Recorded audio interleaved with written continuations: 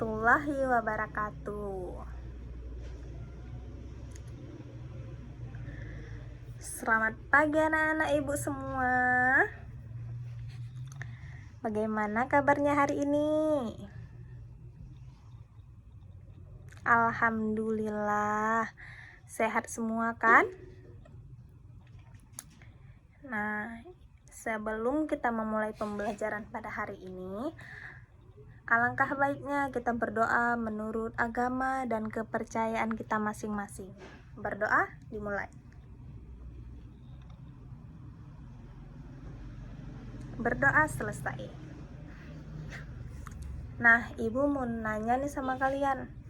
Sebelum berangkat ke sekolah, kalian ada sarapan atau tidak? Iya, bagus. Sebelum berangkat ke sekolah, kita harus sarapan terlebih dahulu agar kita belajarnya itu semangat. Terus kita juga sehat dan agar pada saat belajar perut kita tidak bunyi cacingnya. Dan selain sarapan sebelum berangkat ke sekolah, kita harus salam kedua orang tua. Iya, kita harus salam kedua orang tua kita. Nah, di sini siapa yang sebelum berangkat ke sekolah tidak salam dengan orang tua?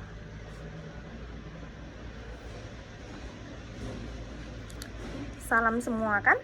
Ya, jadi kita sebelum berangkat ke sekolah, kita harus sarapan terlebih dahulu dan juga kita harus salam kedua orang tua kita. Nah, sebelum kita melakukan pembelajaran pada hari ini, ada yang masih ingat minggu lalu kita belajar tentang apa?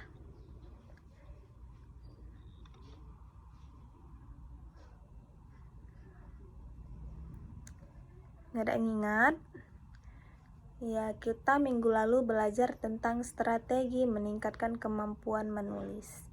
Nah, pada hari ini, pada pembelajaran hari ini, kalian tahu tidak kita hari ini mau belajar tentang apa?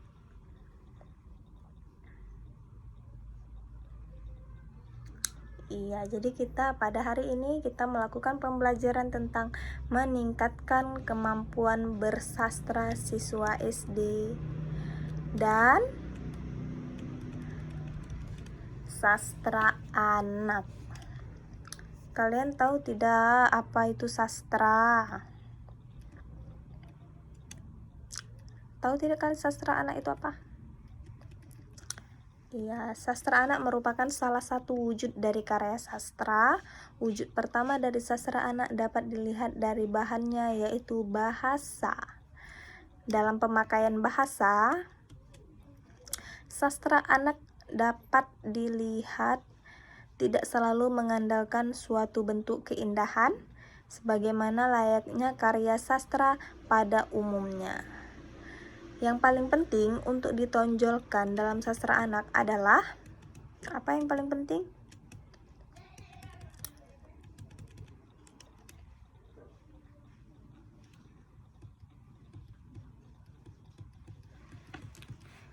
Fungsi yang hadir bersamanya, yaitu baik itu fungsi estetis ataupun bentuk gaya bahasanya. Yang sangat menarik dan kurang mendapatkan perhatian bahwa dalam karya sastra anak, sebuah karya sastra adalah sewujud pengungkapan dari representasi dari dunia, pikiran, perasaan, gagasan, ide, serta ekspresi dari seorang anak. Nah,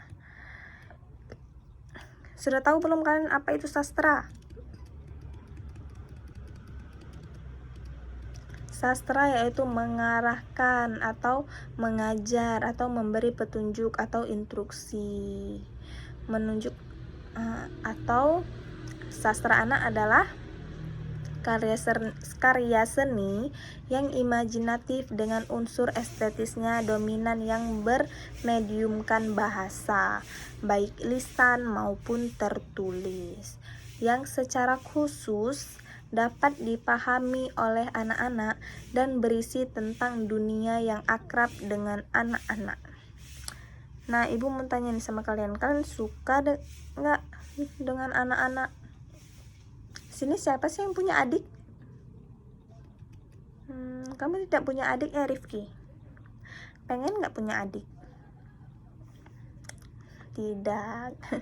Jadi sastra anak adalah sastra yang ditulis oleh orang tua kepada anak-anak, sedangkan proses produksinya dilakukan oleh orang tua, termasuk dalam memberikan arahan dan bimbingan dalam menentukan buku yang cocok untuk anak. Nah, di sini ada ciri-ciri sastra anak. Kalian ada yang tahu tidak ciri-ciri sastra anak? Ada yang tahu ciri-ciri sastra anak?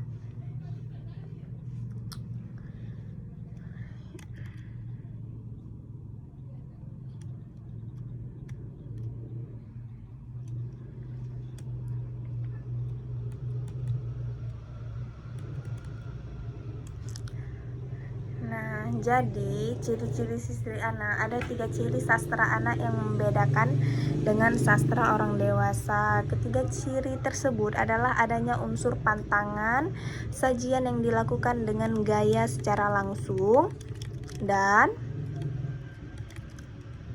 apa yang satu lagi? Dan adanya fungsi terapan. Nah, kalian tahu tidak apa itu unsur pantangan?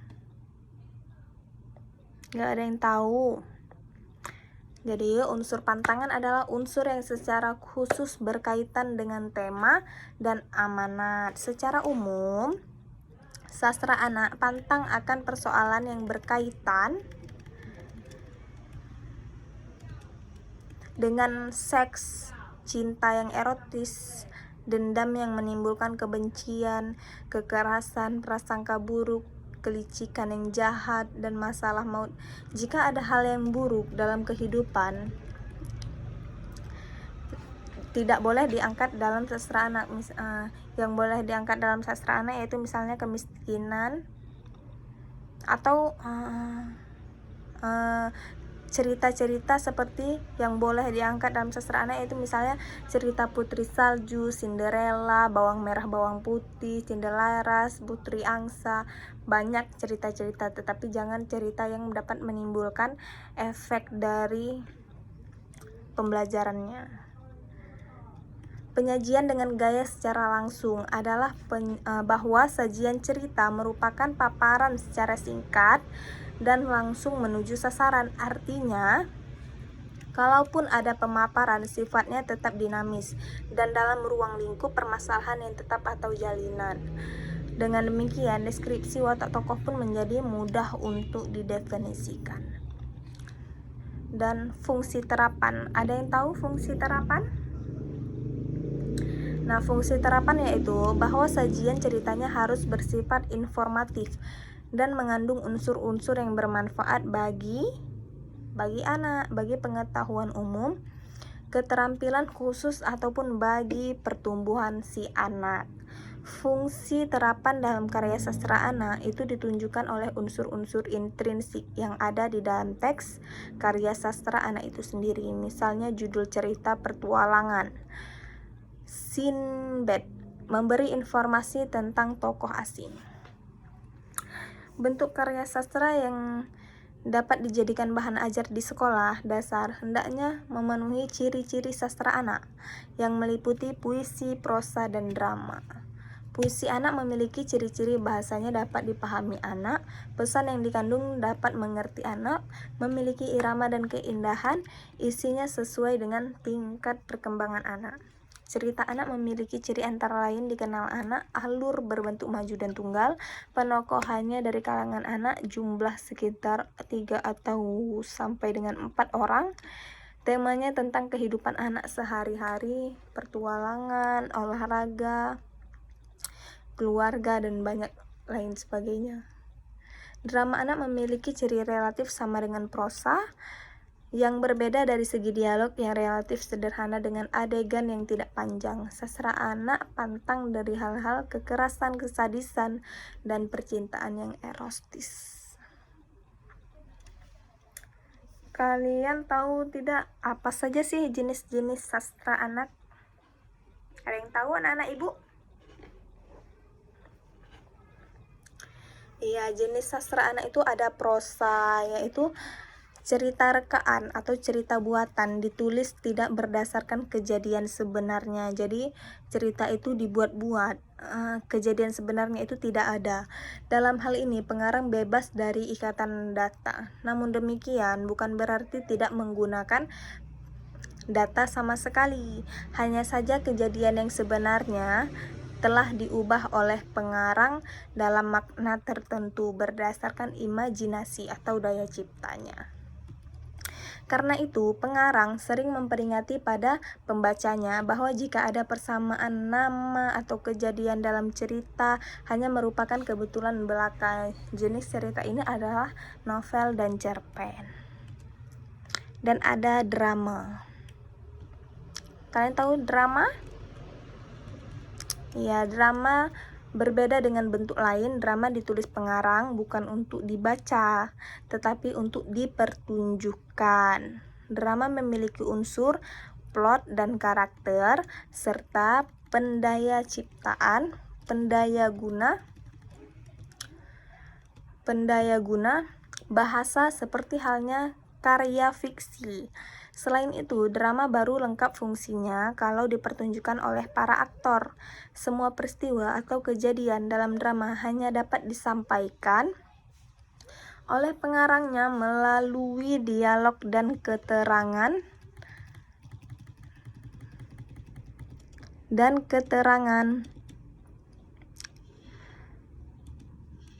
pendek. Dalam drama, pengalaman yang diungkapkan oleh pengarang dapat langsung diterima oleh seluruh indera penontonnya.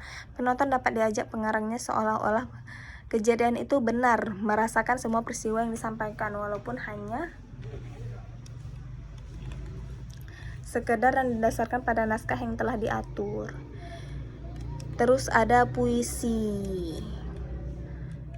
Kalian tahu puisi itu apa? Anak-anak ibu, ada yang tahu puisi itu apa?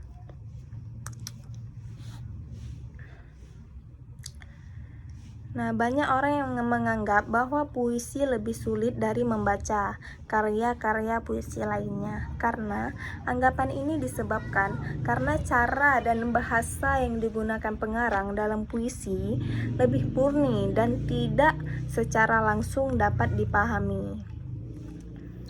Kerumitan ini disebabkan pengarangnya tidak hanya sekedar memberi keterangan, penjelasan kepada pembaca, tetapi juga harus memikirkan bunyi-bunyi bahasa, kata-kata atau diksi, irama kalimatnya, serta gambaran yang diwujudkan dari bahasa yang digunakan. Bahasa dalam puisi harus mempunyai kekuatan dan mengandung makna yang sangat dalam. Ya anak-anak ibu, membaca puisi bukan saja memperoleh, menggerakkan dan mengembangkan imajinasinya, angan-angan dan bahkan emosinya. Bahasa yang khas dan istimewa itu kadang-kadang membuat orang sulit memahami secara seketika.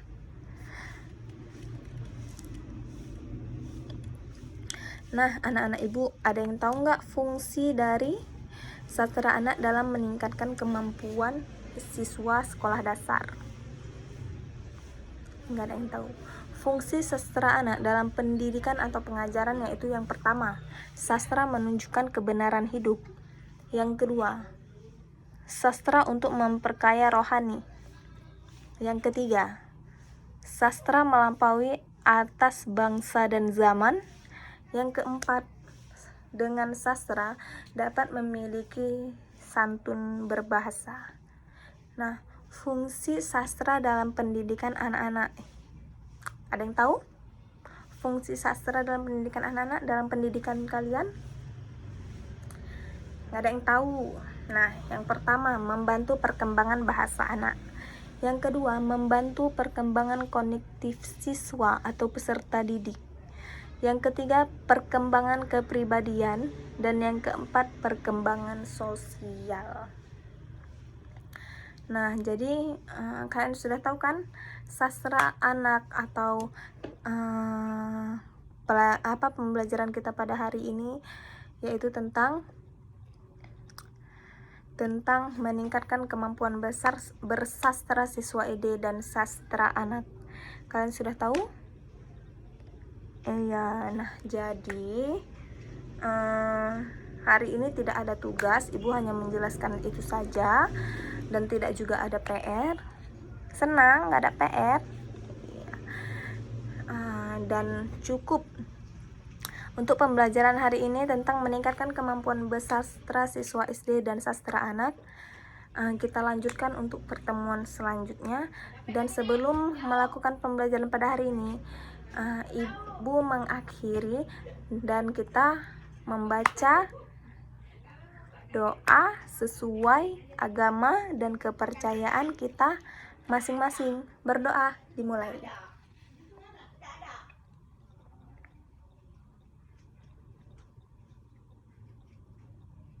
Berdoa selesai. Nah, sekian dari pembelajaran kita pada hari ini, yaitu tentang meningkatkan kemampuan bersastra siswa SD dan sastra anak. Kita lanjutkan untuk pertemuan kita selanjutnya. Sampai ketemu di pertemuan selanjutnya. Assalamualaikum warahmatullahi wabarakatuh.